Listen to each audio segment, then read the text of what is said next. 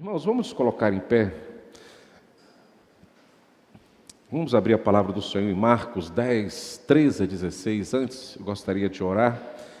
E depois eu quero ler junto com a igreja esse texto. Um texto muito pequeno, poucos versículos, pouco pregado, pouco falado, pouco mencionado, talvez esquecido muitas vezes.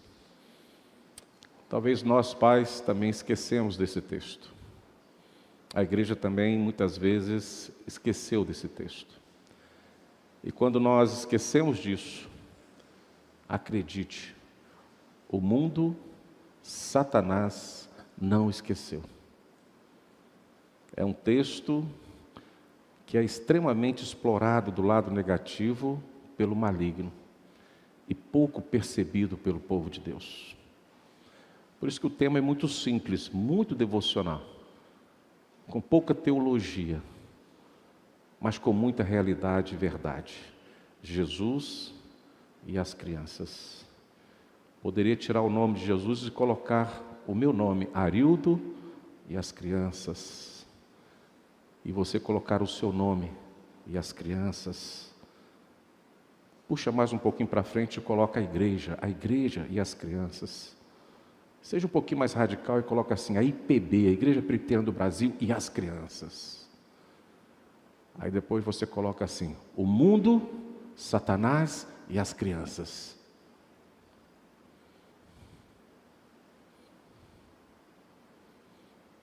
Deu para pensar um pouquinho? Senhor, estamos na Tua casa, junto com o Teu povo. O povo que o Senhor trouxe, o povo que o Senhor nos permitiu ver nesta noite na Tua casa. Nós agradecemos. Somos gratos ao Senhor, Deus, por tudo que o Senhor tem feito. Agradeço por aqueles que nos acompanham, Deus, através do YouTube, em suas casas, no trabalho, quem sabe, neste momento de férias, passeando, mas está atento. Aqueles que vão assistir depois essa palavra, Deus. Senhor, tudo que nós queremos é que o Senhor nos ajude hoje. Tudo que nós queremos, Deus, é que a Tua palavra fique em nós. E após sermos, Deus, atingidos pela Tua palavra, possamos mudar os nossos comportamentos e voltar a uma prática, Deus, obedecendo os Teus mandamentos, sendo nós impulsionados pelo Teu Espírito. A Tua igreja se faz presente neste santo lugar, Deus, na Tua casa.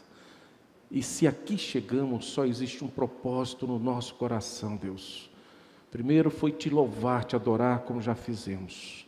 Agora, ouvir a Tua voz, sentir a Tua presença, Deus. Deus, é agora, Deus. É neste momento que precisamos do Senhor. Então, Deus, tenha misericórdia de nós. Nos ajude. A Tua palavra será lida, mas quem deve falar é o Senhor aos nossos corações. É a nossa oração, Deus, com perdão dos nossos pecados e na total dependência do Senhor, hoje e sempre. Amém. Todos juntos, irmãos. Marcos 10, de 13 a 16. Evangelho de Marcos 10, 13 a 16. Esse texto você vai encontrar nos evangelhos sinóticos de todo o Novo Testamento. E se você for fazer uma leitura comparativa, de Mateus, Marcos, Lucas, você vai perceber que a narrativa é praticamente a mesma, pouca diferença, Por exemplo, onde coloca abençoava, Mateus fala que Jesus orou, poucas mudanças, porque o texto ele é claro e objetivo naquilo que o Senhor e o Senhor Jesus pretendia falar por nós. Então os evangelistas não tiveram como mudar essa realidade, nem de uma forma mais extensa ou mais curta do que essa, mas todos fizeram questão de registrar, e aí a gente percebe o valor e a grandeza desse texto para a igreja, para a família, para os nossos dias. Nos fala assim a palavra do Senhor, todos nós juntos. Então lhe trouxeram algumas crianças para que as tocasse, mas os discípulos os repreendiam. Jesus, porém, vendo isto, indignou-se e disse-lhes: deixai vir a mim os pequeninos, não os embaraceis, porque dos tais é o reino de Deus. Em verdade vos digo, quem não receber o reino de Deus como uma criança, de maneira nenhuma entrará nele. Então tomando-as nos braços e impondo-lhe as mãos, as abençoava. Amém? Poder sentar, querido. Eu quero fazer um breve relato de alguns acontecimentos à luz das Escrituras que envolveram crianças pequenininhas, crianças inocentes. Em algum momento, quando nós olhamos lá para Êxodo, capítulo 1, 15, 17, nós vamos ver que as crianças sequer poderiam sair do sexo masculino do ventre de sua mãe, que ali já havia um decreto do rei do Egito, ordenando às parteiras hebreias, as nossas irmãzinhas conhecidas como Sifrá e a outra Puá, as parteiras hebreias, que tinham uma missão macabra, vinda ali do rei do Egito, que a ordem era a seguinte: quando elas foram servidas, ou seja, estiveram ali para examinar uma mulher, uma mãe hebreia, e perceber que ao momento de nascer era o menino, a ordem era para que este menino fosse o quê? Morto, não podia viver. A exceção eram as meninas. Os homens já sofriam, né? Os homens já sofriam, são poucos. E o Egito ainda veio e falou assim: ó, se nascer homem, mata. Né? Que coisa terrível, né? Já começava sem respirar, o menino já estava decretado a morte, sem saber por quê, né? Mas essas parteiras, movidas por um temor a Deus acima de todas as coisas, não fez como o rei do Egito ali havia ordenado. Por isso que Moisés nasceu.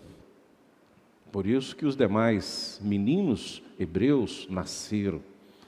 E nós vamos ver boa parte desse time abençoado de Deus, que pelas mãos das parteiras Sifrá e Puá sobreviveram e foram usados por Deus no tempo devido para libertar o povo de Deus da escravidão do Egito.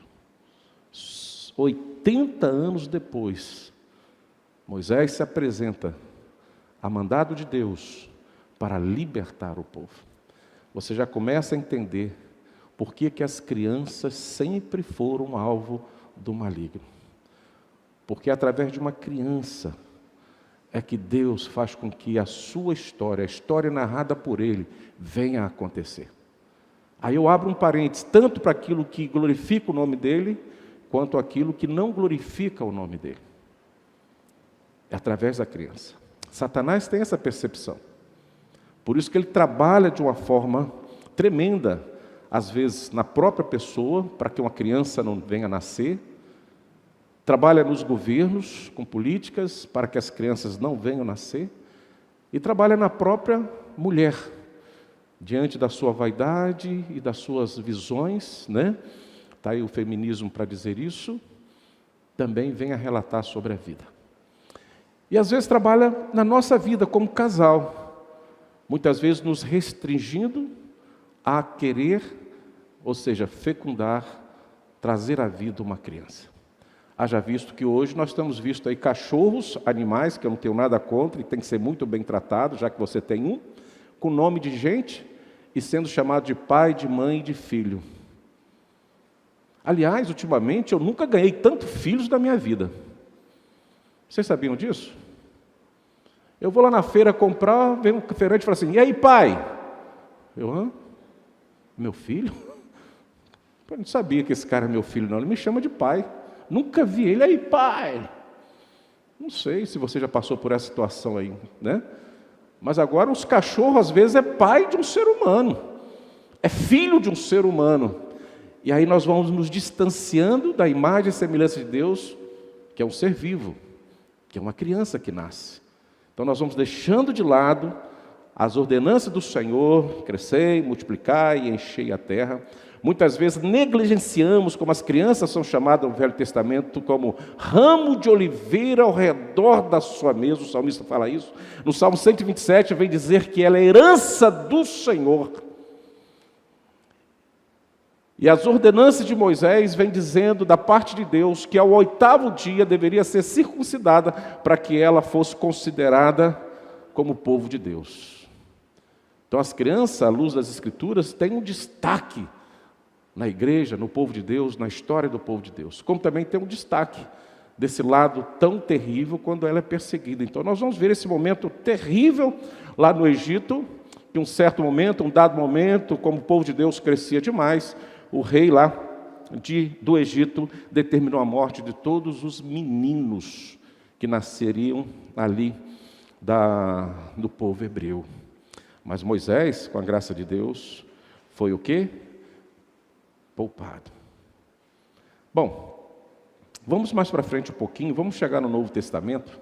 Vamos ver lá em Mateus 2,16, que nos fala assim: vendo-se iludido pelos magos, enfureceu Herodes grandemente e mandou matar todos os meninos, novamente os meninos, de Belém e de todos os seus arredores, de 2 anos para baixo, conforme o tempo do qual, com precisão, se informara dos magos. Quando Jesus nasceu, na mesma época vai nascer também João Batista e tantos outros. Eu creio que alguns discípulos também devem ter nascido nessa mesma época. Ali, Herodes registra um decreto, uma ordenança, que todos os meninos de 2 anos para baixo deveriam também ser mortos. E isso acontece. Mas nesse fato eu quero considerar algumas coisas. Quando Herodes manda matar todos os meninos de Belém, dos arredores, de 2 anos para baixo, nós vamos perceber que essa matança realizada às crianças de menos de 2 anos, depois do seu nascimento, depois do nascimento de Jesus, tinha um propósito de eliminar o suposto rival de Herodes, porque ele considerava Jesus, aquela criança, uma ameaça ao seu trono, uma posição que lhe foi cedida pelos romanos. Então ele tinha essa vontade. E além dessas informações bíblicas, nós vamos saber um pouquinho da história de Herodes. Herodes, o Grande, fez sua marca na história, principalmente por 2 motivos. O primeiro motivo que ele marcou na sua história, está aí nos registros, que ele realizou grandes obras de construção. Fez fortalezas, cidade, palácios, ginásios, templos para vários deuses, inclusive os templos ali do Senhor em Jerusalém. Esse é o primeiro motivo que ele foi conhecido, e é conhecido na história. O segundo, ele é lembrado por sua paranoia exagerada, e essa paranoia exagerada levava ele a praticar crueldades sem precedentes. Ele não somente assim tentou matar Jesus na sua infância, mas acredite, a história diz que Herodes matou primeiro sua mulher Mariane. Matou a sua mulher Mariane. Não satisfeito, matou os filhos dela, e além de um outro filho, Antípater. Esse é o Herodes que estava ali reinando em Jerusalém quando Jesus nasceu. Então a crueldade desse homem não conhecia limites. Ele foi conhecido também, em segundo momento, pela sua crueldade sem precedente. Agora pensamos em um aspecto importante dessa história em relação aos planos de Deus. Nós vamos chegar aí onde nós queremos chegar, se Deus permitir. Vamos pensar um pouquinho. O Senhor escolheu mandar seu Filho, como a Bíblia registra, na plenitude dos tempos, para nascer durante o reinado deste rei violento. Deus sabia? Sabia. Deus conhecia Herodes? Conhecia. Deus sabia das suas práticas? Sabia. Nós cremos no Deus soberano, num Deus onisciente, onipresente, onipotente, que tem o domínio de todas as coisas em suas mãos. Mas é diante desse reinado, neste momento deste reinado, de um rei extremamente violento, que Jesus nasceu. Então José e Maria e Jesus, eles foram ameaçados por este governante, e várias crianças inocentes morreram por causa de sua paranoia. Então quando nós olhamos para Jesus, quando nós olhamos para a história, à luz das Escrituras, com as crianças, nós vamos ver que muitas vezes a Bíblia registra momento de extrema dor, de choro e lamento na comunidade daquele momento. Então Jesus sofreu sim, foi perseguido logo quando nasceu e sofreu injustiça ao longo de sua vida. A morte na cruz, como nós já vimos na semana passada, foi o auge dessa experiência, mas não foi a totalidade das angústias enfrentadas durante a jornada do Senhor Jesus aqui na terra. Agora vem o seguinte: se Deus permitiu tal sofrimento durante toda a vida de Jesus, nós, os seguidores dele, não temos direito nem motivo de esperar uma vida livre sem sofrimento. E eu trago aqui uma aplicação para este momento. O tempo que você nasceu, o momento que você nasceu, a data do seu nascimento é exatamente o tempo pelo qual Deus registrou a sua chegada a este mundo. Porque muitas vezes pensamos, por que eu nasci antes ou por que eu não poderia nascer depois? Então, Jesus nasceu exatamente no tempo que o Senhor planejou, assim como você e eu. Se nós vivemos dias atrás uma pandemia, porque esse é o tempo de nós enfrentarmos essa pandemia. Jesus já sabia disso. E nos fez nascer para viver este momento também. Se agora estamos vivendo esse momento de crise na área da segurança pública, em relação às nossas crianças, a esse extremo de chegar à violência, literalmente dentro das escolas, é porque Deus nos permitiu nascer neste momento. E é nesse contexto que a igreja vive, é nesse contexto que Deus está no controle, e é nesse contexto que Deus está agindo. Então nós não somos piores nem melhores, nós somos a vontade de Deus que impera em nossas existências nesse dia. E quando eu trago essa palavra, irmãos, nesses dias de tantos lamentos, de dores, medo, insegurança, eu trago a palavra do Senhor Jesus lá em Mateus 10, 24, que diz assim: o discípulo não está acima do seu mestre, nem o servo acima do seu senhor. O que Jesus está dizendo assim? Todas as calúnias, perseguições que o Senhor Jesus sofreu, também é direcionada àqueles que o servem. O discípulo não está acima do seu mestre, ou seja, o discípulo não está além, não é impossibilitado por Deus para não sofrer. Não, ele vai sofrer também. Nem o servo acima do seu senhor.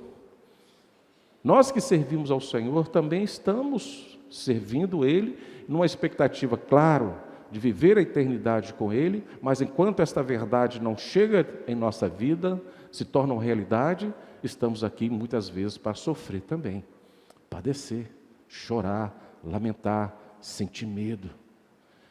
Quem sabe no extremo, fazer como Jesus nos Getsêmanes: Pai, se for da tua vontade, passa de mim esse cálice, porque eu não aguento mais tanta violência, tanta insegurança. Passa de mim esse cálice, porque eu não tenho as respostas dos porquês. Porque tanta coisa acontecendo, então eu não suporto mais. Jesus chegou a fazer essa oração. Naquele momento que antecedia o seu sofrimento, que culminava com a sua vida aqui na terra, que era a morte de cruz. Passa de mim esse cálice. E eu creio que nós estamos vivendo tempos difíceis, que às vezes nós podemos orar como Jesus: passa de mim esse cálice, diante de tantas coisas que estamos vivenciando nesse dia. Mas como Jesus, ainda criança, foi perseguido e tantas pessoas foram perseguidas, eu já pude falar a observação: Jesus sobreviveu. Os discípulos que nasceram naquela época sobreviveram. João Batista sobreviveu. E tantos outros. Porque Deus estava no controle. Embora o mundo jaz no maligno, praticava as suas aberrações sem precedentes na sociedade. Deus no controle. Mesmo que o mundo venha conspirar, irmãos, contra as crianças do Senhor, eu quero dizer à igreja que sempre haverá os eleitos de Deus sobreviventes. Sempre haverá os eleitos de Deus sobreviventes. Porque o diabo ele não trabalha com a onisciência e onipresença, ele trabalha com o que é visual. aquilo que está diante dos seus olhos, aquilo que é sinalizado para ele. Mas também ele trabalha com o conhecimento das profecias direcionada a ele. Ele sabe do seu fim. Ele sabe o que está reservado para ele na eternidade. Desde aquele momento que ele conspirou contra o Senhor lá nos céus, onde o livro de Gênesis contempla para nós essa história. Ele sabe que ele foi condenado ao inferno por toda a eternidade. Ele sabe disso. Por isso que nós pregamos, não precisa orar para o diabo, tá? Não gaste sua oração. Não há arrependimento para nenhum ser que era lá no céu e que desobedeceram e foram expulsos do céu. Nenhum deles tem mais como ser salvo. Nenhuma oração tem poder para fazer isso. Já está decretado que aqueles seres celestiais decaídos estão condenados. Não há. Sabendo disso, ele promove neste mundo as maiores atrocidades para poder impedir o crescimento do Evangelho, da palavra de Deus, para que o seu fim seja postergado, para que ele ganhe tempo neste mundo tenebroso, dentro de uma aparência que ele governa, mas que na realidade quem governa é Deus, ele é governado por Deus. Então sempre haverá os eleitos de Deus sobreviventes, diante das maiores atrocidades que Satanás possa promover na face da terra. Sempre haverá. Os eleitos jamais serão enganados. Mas presta atenção, igreja. Mas os tempos, por causa dos eleitos, serão abreviados diante da terrível perseguição que a igreja está sofrendo. Eu não tenho nenhum receio de falar com a igreja que o tempo já foi abreviado. A volta do Senhor é iminente. Já está prestes a acontecer. Porque eu não consigo enxergar maior atrocidade praticada pelos homens ímpios a serviço de Satanás contra a sociedade. Eu acho que chegamos no limite desta ação. E é uma ação que lá em Mateus 24, 21 a 22, o próprio Senhor Jesus vai dizer: porque nesse tempo haverá grande tribulação, como desde o princípio do mundo até agora não tem havido, e nem haverá jamais. Não tivesse aqueles dias sido abreviados, ninguém seria salvo, mas por causa dos escolhidos, tais dias serão abreviados. Aqui não está no sentido que Jesus está dizendo assim, que até os escolhidos vão negar a fé. Não, querido. Que até os escolhidos não seriam capazes de fugir desta opressão, desta tribulação que será aplicada a todos aqueles que creem em Cristo. Não se engane, o que nós temos visto de atrocidade deste mundo tem um objetivo, é atingir o povo de Deus, é atingir a igreja, é atingir a família de Deus. Porque o próprio Jesus, em outro momento, disse que o inimigo, ele não se divide. O inimigo não luta contra eles mesmos.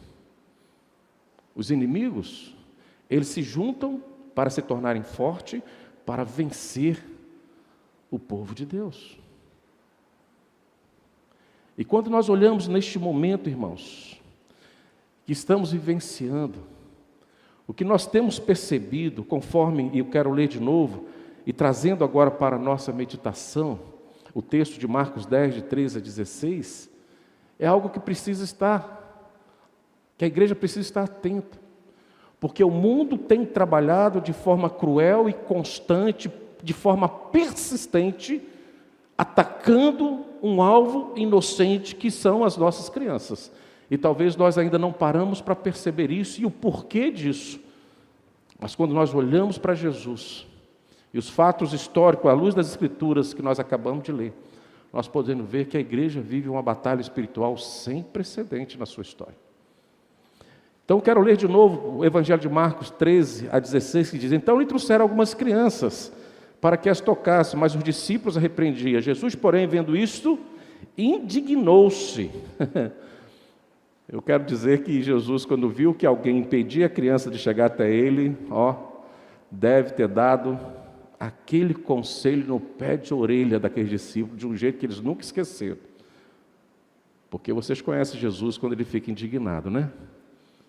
Ele pega a vara. Lembra lá da purificação do templo? Lembra? Jesus sabe o domínio da palavra. Eu creio que aquele momento ficou ruim para os discípulos. Jesus ficou indignado, foi com os discípulos. Se fosse hoje, ficaria indignado, é com a igreja.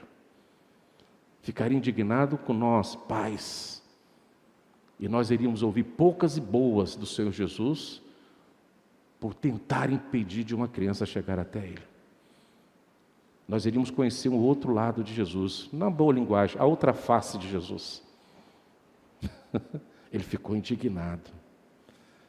E ele diz: deixai vir a mim os pequeninos, não embaraceis, porque dos tais é o reino de Deus. Não crie dúvidas na mente das crianças que chegar até mim é um problema, é uma dificuldade. Não embaraceis. Chegar a mim tem que ser algo sem embaraço. Não pode haver dificuldade de chegar até mim. E principalmente a igreja, principalmente o meu colegiado discipulado, tem que estar atento à importância das crianças no meu reino. Então não pode partir de vocês nenhum embaraço para que ela chegue até mim. Porque o mundo já tem esse papel de fazer. Vocês não. Não embaraceis. Porque dos tais é o reino de Deus. E em verdade vos digo, quem não receber o reino de Deus como uma criança, de maneira nenhuma entrará nele. Opa, sobrou para nós. Então, tomando-as do braço, impondo-lhe as mãos, a abençoava. Jesus e as crianças, irmãos, era um parque de diversão. Era uma pracinha, bem assim planejada, para que as crianças pudessem ficar à vontade perto dele. Então, por que dizemos que Jesus ama a criança? Primeiro, por causa das suas atitudes. No texto que nós lemos, eu não posso perceber outro sentimento de Jesus que não seja o amor pelas crianças. Ele sabia do que aconteceu no seu nascimento. Ele sabia. Jesus foi uma criança que aos 12 anos sentou no templo e discutiu com os doutores da lei. Então ele sabia o que era o embaraço de uma criança chegar até aquele ponto. Como nós muitas vezes temos dificuldade de trazer uma criança para uma liturgia. Há uma criança, o que é que a criança tem para falar para mim? O que é que a criança tem para me ensinar?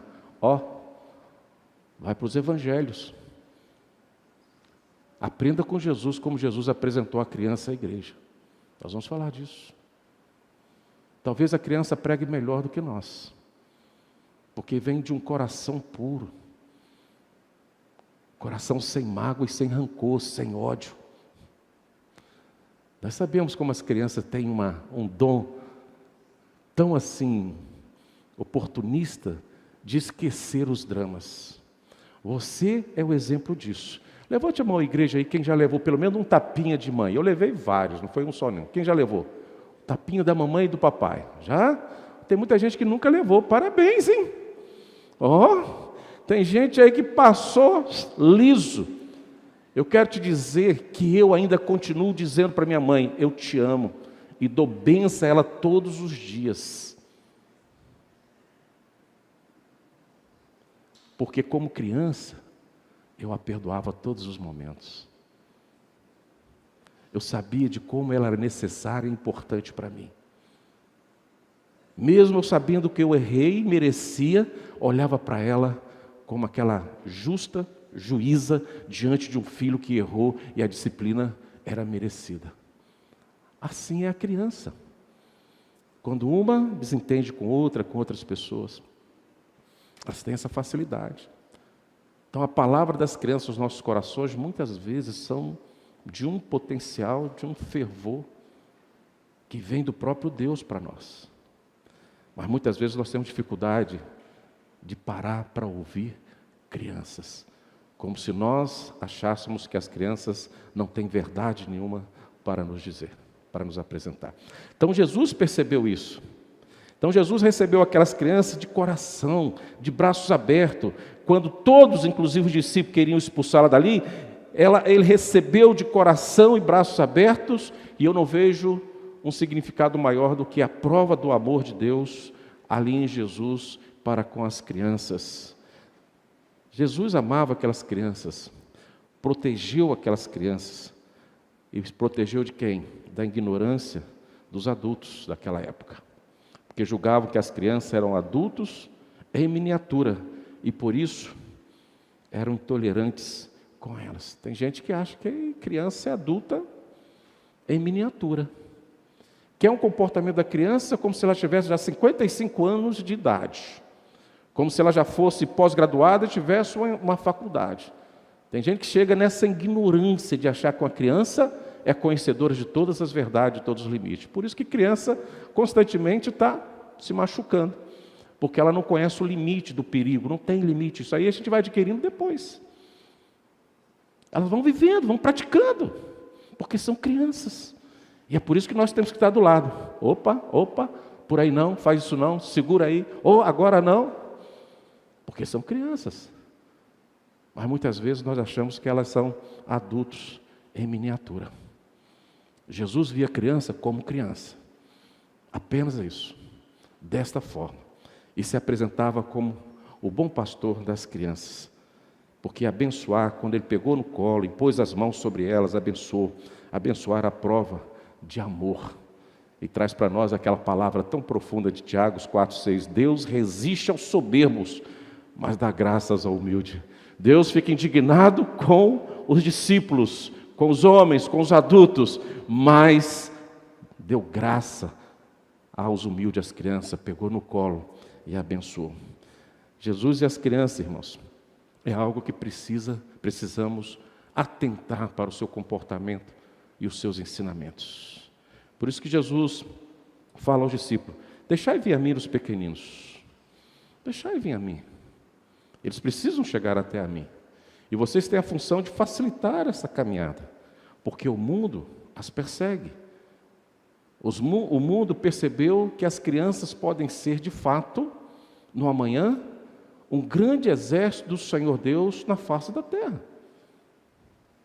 E nós, como igreja, não percebemos isso ainda. Nós ainda não atentamos para esse detalhe.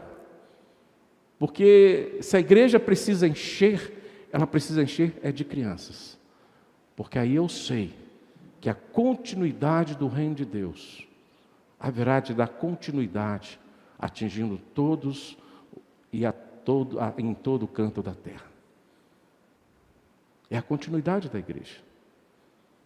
É o Deus presente no coração de uma criança hoje, fazendo com que ela se torne, nas mãos do Senhor, uma pessoa amanhã que venha pregar na autoridade do Espírito Santo.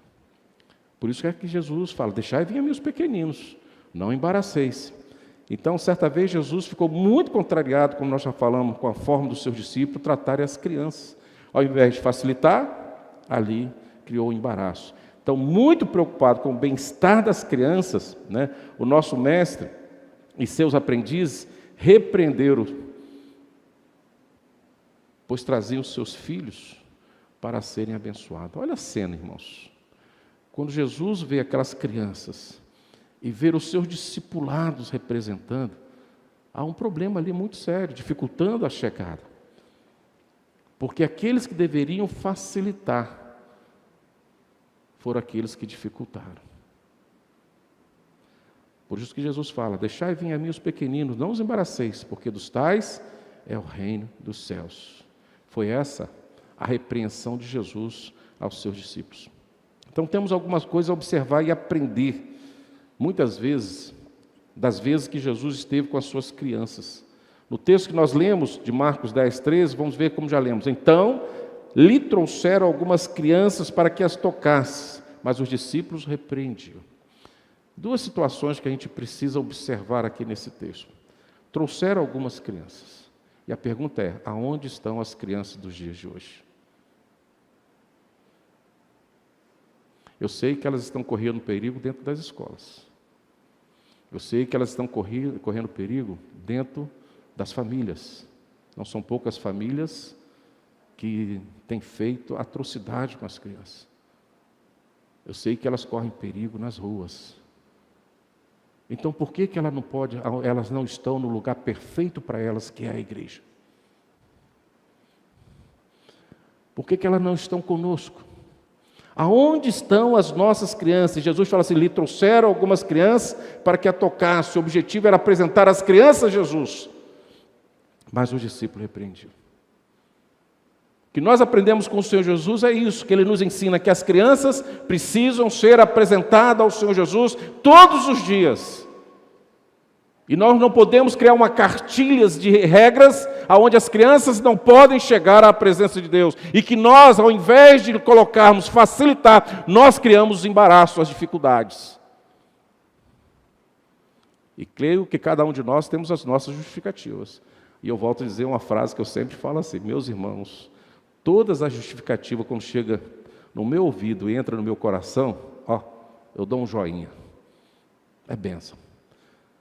Mas a justificativa não precisa você se preocupar em colocar ao pastor da igreja. A justificativa você precisa colocar diante de Deus. É Ele que vai dizer se a justificativa procede ou não. Eu não sei. Assim como Satanás é limitado em alguns dons, né? Eu também sou. Por exemplo, eu não sei ler mente de ninguém. Por exemplo, eu não sei ler o coração de ninguém. Por exemplo, eu não consigo enxergar vocês, quando vocês virarem aquela porta da igreja, eu já não consigo mais ver vocês. Como disse o pastor Hernani, só Deus enxerga depois da curva.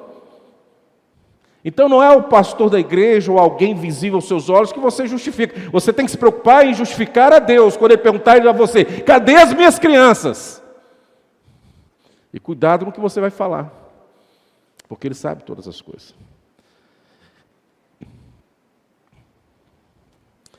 O diabo, sabendo, irmãos, das nossas fraquezas com as crianças e da nossa falta de percepção da capacidade das crianças, Satanás sabe que elas têm uma capacidade muito forte, nós que não conseguimos permitir isso, e nós muitas vezes não aproveitamos esse lado da criança. Por exemplo, os pequeninos são mais sensíveis ao amor de Deus. As crianças são mais humildes e se quebrantam mais facilmente. Isso nós já vimos. As crianças são mais curiosas e abertas às novidades. As crianças são mais curiosas e abertas às novidades. Nós não sabemos disso, mas o diabo sabe. O diabo, sabendo disso, tem usado todo o sistema do mundo atual para atraí-las para si, a fim de levá-las mais cedo para o inferno. Exemplo? Internet, ideologia de gênero, tantas coisas que o diabo tem trazido às crianças, colocado na frente das crianças, e as crianças são atentas e expert no uso dessa tecnologia toda. Só que muitas vezes nós achamos que elas não têm essa capacidade. O diabo já percebeu que tem. Deus, irmãos, na pessoa de Cristo, não faz acepção de pessoas. E eu creio que Ele também não faz acepção de idade. Então você vai ver Deus trabalhando nas crianças. Exemplo, aquela criança, serva de Naamã. Vai lá na terra, vai lá no meu Senhor, tem um profeta, um homem de Deus, e ele vai curar a sua enfermidade. Ó, que sermão, olha que pregação, olha que testemunho. Uma serva, criança, escrava, se importando com o seu senhor Naamã. É isso que o diabo quer evitar. Que as nossas crianças falem a verdade para mim e para você. Porque uma vez que ela falando vem de Deus, e vem de Deus vai dar resultado. Então ele quer cada vez mais fazer com que as crianças se afastem da palavra de Deus e da casa de Deus. E Deus se importa com as nossas crianças, irmãos, desde o ventre materno. Você pode ver isso lá no Salmo 139, 13 a 16, Jeremias de 1, capítulo 1, 4 a 8. Deus se importa até com a nossa velhice. E ainda vai cuidar de nós. O texto que leu aqui no Salmo 103 fala isso também. Isaías 46, de 3 a 4 fala isso. Então é muito provável que aquelas crianças que estavam sendo levadas a Jesus, na verdade, é que estavam levando também os seus pais ao Mestre. E os discípulos não perceberam isso. Pare e pense comigo aqui, igreja. Quantos pais já fizeram malabarismo para ir na escola ver a apresentação da sua criança, e muitas vezes a apresentação secular? Eu já fui. Meu filho vai ter uma apresentação na escola, não posso vir aqui amanhã na igreja. Não é assim que a gente ouve: pastor, olha, mas não estou na igreja porque meu filho vai ter... Eu também já fiz isso. Quem nunca bateu uma foto do filho? Daniel tem uma foto fantasiado de tubarão, na festinha lá na escola, final de ano, aqueles musical. Está lá o pai bobo. Sai mais cedo, corre, enfrenta a filha e vai lá. Na verdade, a escola atraiu os pais para a escola, porque as crianças já estavam lá. Aqui na igreja, quando o nosso departamento infantil, já estão planejando o Dia das Mães, né, Tereza? Tudo certinho, né? Sempre tem serviço, né, Tereza? Não para, né? Precisando de ajuda aí, Tereza? Tá? Então, gente, Tereza está precisando de ajuda, o departamento infantil está precisando de ajuda, corre lá. Qual é o culto que mais temos adulto presente? Fala, Tereza. Quando as crianças se apresentam. Tem pai que senta aqui, Se bobear, vai sentar aqui. Ele quer o melhor lugar. Só que a igreja ainda não percebeu que as crianças trazem os pais para Jesus. Eu acho que está tudo errado na igreja. A gente tem que voltar um pouquinho atrás, nos humilhar diante de Deus e começar a perceber que isso vem de Deus. Os discípulos não perceberam que quando aquelas crianças chegaram a Jesus, os seus pais chegaram, olharam, viram os seus filhos nas mãos de Jesus, no colo de Jesus, sendo abençoado pelas mãos de Jesus.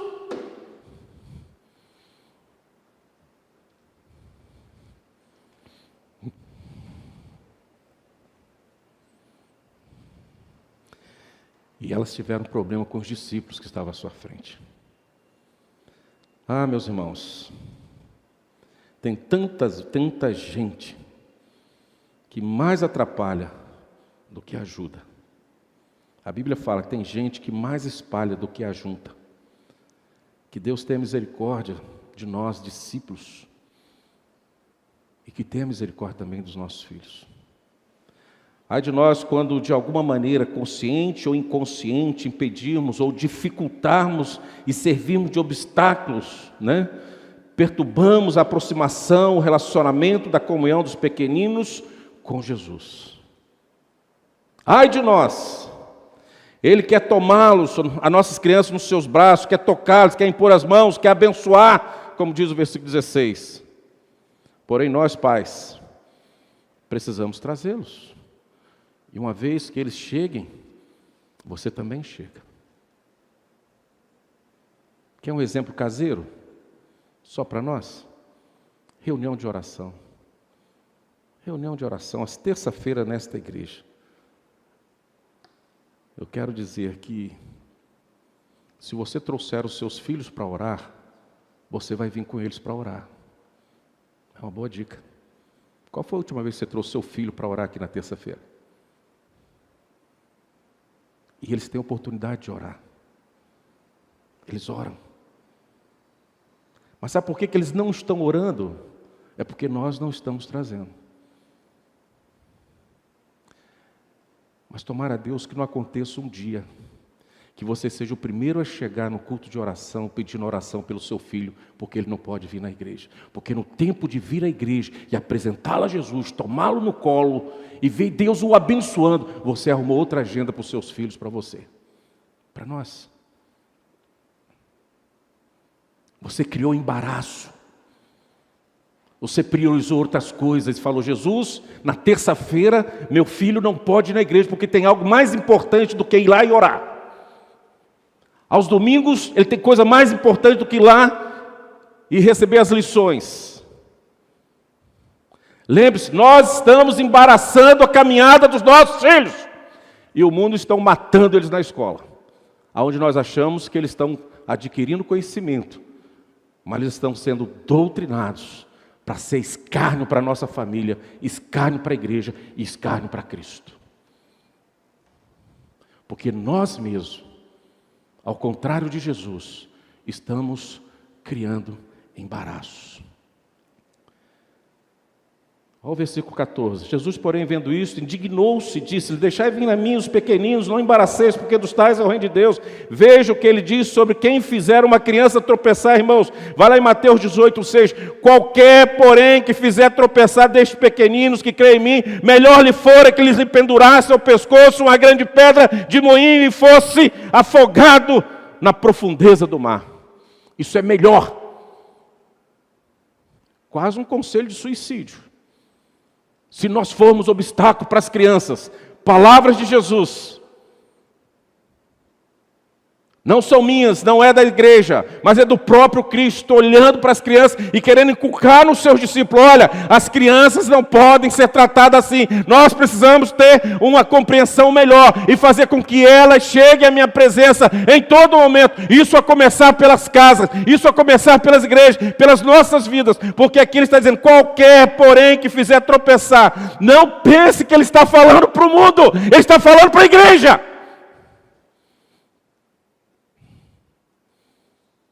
Inclui os pais, inclui os irmãos, são os discípulos.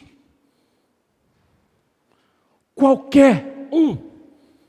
Ele não está falando para o mundo, está falando para a igreja, porque é a igreja que conhece o caminho do Senhor. E ao invés de apresentar esse caminho do Senhor aos filhos, às crianças, estamos criando embaraço. Palavras de Jesus. Melhor lhe fora que se pendurasse ao pescoço a grande pedra de moinho e fosse afogar na profundeza do mar. Tão grave é esse pecado da obstrução das crianças na casa do Senhor e diante de Deus, irmãos. É grave. É grave. É por isso que nós vivemos um deserto no que diz respeito à conversão, a atrair o pecador à igreja, porque aqueles que deveriam em primeiro lugar ser atraídos, sequer nós conseguimos apresentá-las ao Senhor. Se eu não consigo apresentar as crianças, os meus filhos ao Senhor, como que eu vou conseguir apresentar o moribundo pecador? Se nessa primeira lição que é dada a nós, estamos falhando, estamos negligentes, temos um perfil de criar embaraços. Se nós não choramos pela salvação dos nossos filhos, creio que não estamos chorando pela salvação de um pecador. Ao contrário do que muitos adultos pensam, querido, as crianças creem sim, e creem em Jesus. Ao contrário do que muitos adultos pensam, em especial as mães e os pais, as crianças não vêm para as reuniões apenas para comer biscoito, tomar água, ir ao banheiro, correr pelo salão, etc. Não, elas também podem e devem correr para os braços de Jesus, tocar nele, serem tocadas e abençoadas por eles. Não é só para isso que elas vêm, não. Que seja um atrativo, mas que venha para a igreja. Não embaraceis, disse Jesus, de forma alguma devemos agir como os discípulos que tentaram impedir que as crianças se aproximassem do Senhor por causa da sua espontaneidade, sua inquietação natural, sua meninice. Afinal, elas são o quê? Crianças.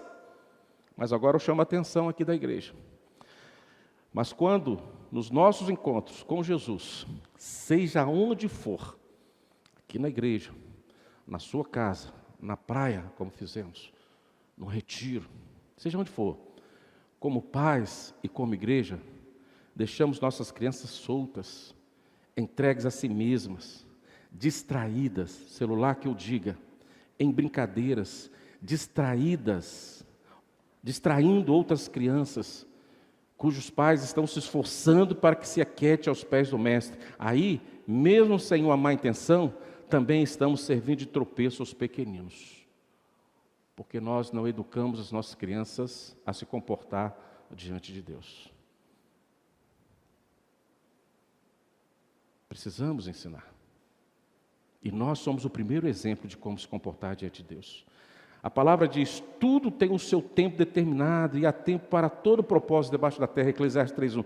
Mais adiante, o verso 7 lá de Eclesiastes 3 diz assim: há tempo de estar calado e tempo de falar. E se Salomão estivesse escrevendo especificamente para as crianças, ele teria escrito também assim: há tempo para brincar e tempo para deixar de brincar. Isso é educação caseira. Depois que acabar o culto, criança, você está livre, brinca. Não vem, pai, com agenda pós-culto, não. Deixa correr aqui, criar amizade, chutar uma bola lá, bater no seu carro, não tem problema. Venha direitinho. As nossas crianças estão achando um campo onde não existe, uma quadra onde não existe, mas é uma forma de elas estarem unidas. Não pode fazer isso aqui no púlpito, não pode fazer isso aqui dentro da igreja. Mas quando sair, vem com a sua agenda. Vamos ficar um tempo lá fora, esperando nossos filhos brincarem na igreja. Olha que coisa bonita. Olha que coisa legal. Mas dentro da igreja, ela precisa ser educada. Isso cabe a nós, principalmente os pais, ensinarmos e orientarmos as nossas crianças, conforme Provérbios 22:6. Nós sabemos que as crianças sabem que podem ficar quietas. Eu vou te provar isso agora. Papai e mamãe, eu vou te provar isso agora. Nós sabemos que as crianças, sabem ficar quietas, sabem ficar sentadas, sabem ficar concentradas por um determinado período de tempo. Eu vou te provar isso agora. Eu acho que você já sabe. Alguém poderia me responder? É só você ver o seu filho assistindo alguns programas na televisão. Pastor, a televisão é coisa antiga. É verdade. É só ver o seu filho praticando aquele jogo na internet ou no celular, no computador. Quantas horas ele fica ali quietinho, concentrado. Se você fala assim, é hora de almoçar, estou sem fome. Não quero comer. O tempo todo quietinho, concentrado. Seu objetivo está sendo atingido. Ou não? Sabe ou não sabe ficar quietinho, concentrado? Sabe. O grande problema é que nós não educamos isso aonde elas precisam ficar de uma forma verdadeira e sincera. É lógico que temos que ter bom senso, muito bom senso, e não esperar que criancinhas muito pequenas se interessem por uma pregação como essa dessa noite, ou ensino que não estão entendendo. E eu creio que é provável que as crianças não aprendam nada com a palavra ministrada, mas certamente aprenderão com a disciplina de aquietar-se por um determinado tempo, e isso será de grande proveito para ela. Quando estamos congregados em nome de Jesus, Deus se faz presente, irmãos. Portanto, se não deixarmos as crianças irem a Ele, ao invés disso, as deixarmos displicentes, brincando, correndo, distraindo, podemos levá-lo a ficar, Deus, indignado conosco. Então nós precisamos olhar de uma forma diferenciada para as nossas crianças. Rever alguns conceitos, alguns modelos e colocar em prática. Porque o mundo está dando de goleada em nós. Dos tais é o reino de Deus, versículo 14. Se o reino de Deus pertence a alguém, além dele próprio, o próprio Deus, ele pertence aos pequeninos, às crianças. Jesus disse. E mais, certa vez, chamando uma criança, Jesus disse aos seus discípulos, olha lá em Mateus 18:3, em verdade vos digo que se não vos converterdes e não vos tornardes como crianças, de modo algum entrareis no reino de Deus. Muito interessante. Nós, os que devemos ensinar as crianças no caminho que devem andar, Mas alguém já disse, não digo eu, mas devemos aprender com elas como entrar no reino de Deus. Nós, os que devemos ensinar, mas nós temos que aprender com elas como entrar no reino de Deus. Achei isso tão interessante.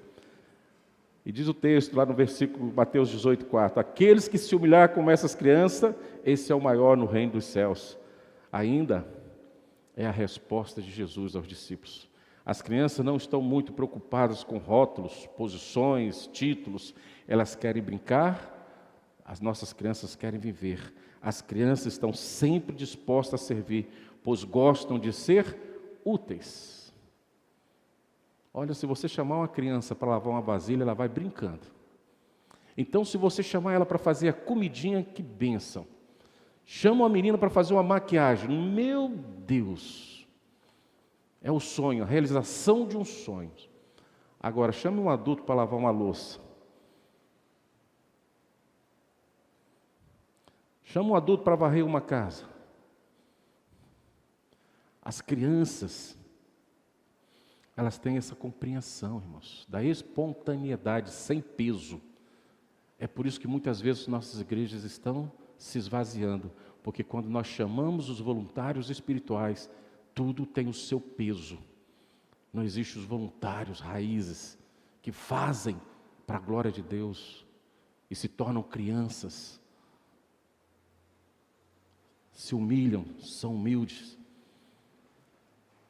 e gostam de ser úteis como a criança. Eu não fiz ainda, mas eu tenho um sonho um dia de colocar nas mãos das crianças a recepção das pessoas na igreja. Eu tenho um sonho disso. De botar ali umas 5, 6 crianças com cartaz dizendo, seja bem-vindo. Eu acredito que será um bálsamo para todos que adentram na igreja, porque elas vão estar em festa, pulando, vão estar de braços abertos. Elas vão ser voluntariosas. Talvez até vai ficar mais chateada com o coleguinha do lado no primeiro momento, porque está sendo muito mais abrangente na apresentação. Mas elas vão ficar ali sem medo. E eu garanto uma coisa, elas vão falar para o papai assim, eu preciso chegar mais cedo na igreja hoje, que eu tenho que estar na porta da igreja para receber os irmãos. Mas meu filho tem que chegar cedo na igreja hoje. Tem que chegar na igreja, né, Tereza? Tem que chegar às 18 horas. Ah, tem o CP às 18 horas, é verdade? Tereza tem nada para fazer, não? Precisa ser às 7? Meu filho me cobra isso, eu tenho que chegar lá às 18 horas, a tia Tereza está me esperando. Eu falo, mas Tereza, eu sou pastor, tenho outras coisas para fazer, meu filho tem que estar lá às 18. Tem que estar lá às 18. Não crie embaraço, porque elas se apresentam. Elas são voluntárias. Por isso que Jesus ama, pega no colo e abençoa. As crianças, mesmo quando repreendidas, irmãos, permanecem dispostas novamente a aprender e ajudar. As crianças se quebrantam e perdoam mais prontamente e não guardam rancor, nem permanecem emburradas por muito tempo. Jesus disse, quem receber uma criança tal como esta, em meu nome, a mim me recebe. Mateus 18, 5. Qual foi a última criança que você recebeu em nome de Jesus? E agora eu quero concluir, irmãos, dizendo, como nós temos visto as nossas crianças? Como Jesus ou como os discípulos? Como tem visto as nossas crianças? Nos ocorre que quando uma criança se aproxima de nós, Jesus está se aproximando de nós junto com ela. Você já parou para perceber isso? Quando a criança está chegando perto de você, Jesus está chegando junto de você, pelaquela criança. Estamos dispostos a receber Jesus através das crianças? Quando estamos em algum lugar, preste atenção nisso, e chega um casal, um adulto com um ou mais crianças, qual a nossa primeira reação? Primeiro, abraçamos os adultos. Alguns até trocam uns beijinhos, né, de congratulação. Ósculos santos. E como é que fica a criança? E as crianças? Parece que ela não tem nada. Parece que aí nem a mão a gente dá cumprimento. Nada. Elas ficam aguardando o cumprimento, ou passam por nós porque já estão acostumadas ao descaso e até ao desprezo da nossa parte. Qual foi a última vez que você se abaixou ao nível da criança e olhou nos olhos dela e falou assim, olha, você é linda, me dá um abraço aqui. Qual foi a última vez que você brincou com a criança? Que você estimulou uma criança? Que você construiu os pontes para que as crianças olhassem para você, não mais com aquela cara rabugenta, mesmo que você tenha como a minha, e eu me esforço muito para isso. Aliás, uma vez eu falei isso para um pastor muito parecido comigo, eu falei assim, meu filho, e ele pregava assim, excelente exposição da palavra. Um dia ele frustrado, eu falei assim, sabe qual é o seu problema, meu querido? É porque eu e você, nós somos feios. Nós temos uma cara bem carrancuda, pesada, semblante pesado. Se a gente pregar desta forma, a pessoa vai fazer o sinal da cruz para nós e vai falar, afastar, vai embora. Então comece a mudar, a sorrir, desce do púlpito, abraça as pessoas, conversa com as pessoas, sorria para as pessoas. Aí que as pessoas vão ver que a nossa beleza não está na nossa aparência, mas está daquilo que nós exalamos para elas de coração. Criança não consegue ver feiura em ninguém. Nós que ensinamos as crianças o que é feio, o que é belo, mas elas não têm essa essência no seu nascimento. É por isso que algumas crescem com vaidades sobrenaturais em detrimento do próximo. Mas ela, enquanto criança, todos são os tios, todos são tias, todos são amiguinhos. Então, se você agrada uma criança, ela se apresenta de forma agradável a você. Por isso que elas são facilmente cobiçadas por este mundo tenebroso. É por isso que você fala para o seu filho, não aceite carona de ninguém. Por isso eu falo com o seu filho, não coma doce de ninguém, não aceita nada das pessoas. Porque nesse mundo tão ruim, você sabe da inocência, ela não consegue ver se alguém chega sujo ou não. Por isso que nós vamos criando uma maquiagem de pessoas perversas, que quando as nossas crianças veem, ficam traumatizadas, por exemplo, cuidado com o homem barbudo, hein? O homem barbudo vai te pegar. Olha o homem do saco, o homem do saco está vindo ali. Aí toda pessoa que vem, olha a polícia, então vê a polícia. A criança vê a polícia e fica com medo. Mas quando vê o traficante, chega. Porque nós criamos isso, para as crianças terem medo. Criamos um biotipo para tentarmos proteger. E acabamos de ensinar a ela o que a Bíblia não autoriza. Aí elas começam a adquirir alguns preconceitos. Aí elas começam a praticar os bullying. Porque nós mesmos falando, viu o cabelo de fulana? Viu a roupa de fulana? Viu o corpo de fulano? Aprenda conosco. É assim. Só que Jesus não ensinou isso para nós. As crianças elas precisam ser formatadas nos princípios cristãos, no amor de Cristo. Como Cristo olha para nós, assim nós temos que olhar para as crianças. E eu quero te dizer, queridos, que eu não sei qual é a idade que você considera alguém criança. Mas eu quero crer que hoje, quando chega aos 12 até os 15 anos, a maturidade desse adolescente, muitas vezes é muito maior do que a nossa. E se você não conseguiu inculcar na mente dessas crianças o que é correto até os 7 anos de idade, depois dos 12 você não consegue mais. Só a ação de Deus, o milagre de Deus. Se você praticou tudo errado, vai dar errado. Como diz na gíria, deu ruim. Porque você não soube tratar as crianças como Jesus ensinou. Nós fomos obstáculos. Demos maior liberdade para as coisas do mundo do que para as coisas de Deus. Fizemos as coisas de Deus como um obstáculo sobrenatural, intransponível para uma criança. Enquanto nós as permitimos ir para o mundo de forma fácil. Não é à toa que muitas vezes nós bancamos a diversão dos nossos filhos lá fora. Show secular, cinema, roupas não convenientes. Mas quando se fala de igreja, programação de igreja, não, hoje não vou não. O que tem legal? Cantar, louvar, adorar, bater palma. Ver lá o Wellington todo dia. Já vejo o Wellington todo dia. Vamos ver coisa nova. Aí você sai. Só que você está criando embaraço. E amanhã esse embaraço vai ser muito trágico para você. E você vai desejar ter que colocar aquela pedra na cabeça e se lançar no mar. Porque você viu que no momento de você facilitar a caminhada dos seus filhos, a presença de Deus, nós criamos embaraço. Então o versículo 16, então tomando-os no braço, impondo-lhe as mãos, abençoava. Este ainda é o desejo de Jesus no mundo moderno, tecnológico e corrido como os nossos dias. Ele quer abençoar as nossas crianças. Então temos tirado tempo para tomar as nossas crianças dos braços, tirá-la do mundo e trazer para os braços de Cristo e orar com elas e por elas e abençoá-las todos os dias. Será que nós estamos fazendo isso? E eu encerro dizendo que quando o Senhor Jesus, ao perguntar a Pedro, após a sua ressurreição, dizendo que o amava, Jesus faz isso por 3 vezes, João 21, 15. Mas observe que na primeira vez Jesus disse, apacenta os meus cordeiros. Depois ele fala, apacenta as minhas ovelhas. Mas ele fala, apacenta os cordeiros. Ele podia, irmãos, naquele momento, estar referindo-se também aos seus pequenos discípulos. Apacenta as minhas crianças, pois afinal, os cordeiros são filhotes de ovelha. Jesus fala para Pedro, apacenta os meus cordeiros, porque cordeiros são filhotes de ovelhas.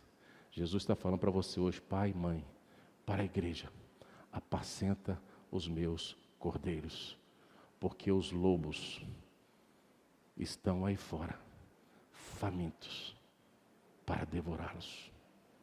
E nós não podemos fazer com que eles caiam de forma tão gratuita e com a nossa ajuda, muitas vezes, na boca do lobo. A igreja precisa voltar para as crianças, se voltar para elas.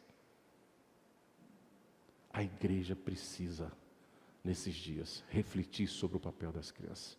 O mundo está fazendo certinho, irmãos, que é roubar as nossas crianças, que é matar as nossas crianças, que é criar filosofias de gênero, que é criar leis que permita que alguém possa ceifar a vida de uma criança antes mesmo de nascer, baseado lá no rei do Egito. Antes de nascer. Porque o mundo sabe, se nós gerarmos crianças para a glória de Deus, a luz penetrará no mundo e eles serão facilmente vencidos. Mas se nós não pararmos para pensar nisso hoje, nós vamos ver os tempos sendo abreviados por parte de Deus, porque nós seremos vítimas da sociedade. Porque nós não vamos suportar tamanha turbulência, tamanhas tribulações que virão perto de nós. E se Jesus não falar assim, chega, não resgatar os eleitos, nós seremos vítimas da carnificina movida pelo pecado, pelos pecadores, amando de Satanás. Porque a nossa luta não é contra a carne, entende isso, igreja? Mas é contra os principados e potestades. A minha luta não é contra você, a minha luta é contra Satanás, os demônios e os amiguinhos deles que rodam este mundo procurando alguém para devorar. Você, como pecador, como eu, somos de fato desejados por Deus, mas odiado pelo diabo, que quer destruir toda e qualquer imagem semelhante à imagem de Deus pela qual nós fomos criados. Então, nesses dias que estamos vivendo, igreja do Deus vivo, não espere rosas do mundo, mas espere velórios do mundo. Mas espere de Deus os frutos das sementes que estamos plantando, que vai gerar vida, e vida em abundância em Cristo Jesus, através dos nossos filhos. Amém?